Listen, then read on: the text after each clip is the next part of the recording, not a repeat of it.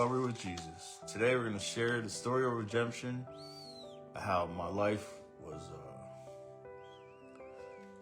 rough starting out and turned into a glorified story of the Lord. So I'm going to start my story out as, I was a young kid and growing up in Pennsylvania, and things seemed pretty normal. I was like, Dad had a pretty decent job, and I was just a young kid running around with no cares, and my dad broke his back, and he wasn't allowed to work no more, and things got a little crazy at home, and he started drinking a lot, and that's when the home life got a little out of hand. And then tragedy also hit me when I was 5.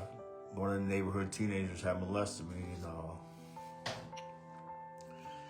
changed my life forever. I felt like I was a man had violated me, and I felt like I didn't like to be touched no more. I was very fearful.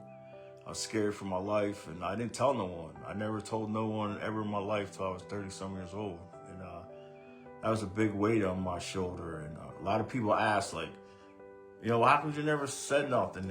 And it was just an embarrassing moment and shameful. And my biggest advice to you is, if you ever, have been molested as a kid, is to talk about that to someone that you trust, and you can unload that, because that's a big burden to share on you. Things got a little crazy, and then I got into wrestling. Life was good, man. I love to play the sport. I like to be, I got a good place to take my anger out that I had at the world.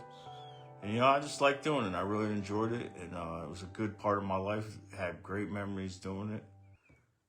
And, things seemed pretty normal, and, they were starting to balance out. And then my family decided to move to New Jersey.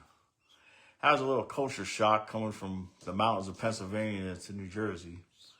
I didn't really fit in too much. I was just a mountain boy, poor, not no money. And got in a lot of fights when I came, and fought my way through. And then 7th grade, they started a wrestling team, started wrestling again, and that was fun. And then, 9th grade, things started getting a little crazy. I went to this Halloween party, and I got drunk for the first time, and that was the downfall of my life. I had a job at the time, so I always had money, and I would buy alcohol every day and get drunk to kill the pain.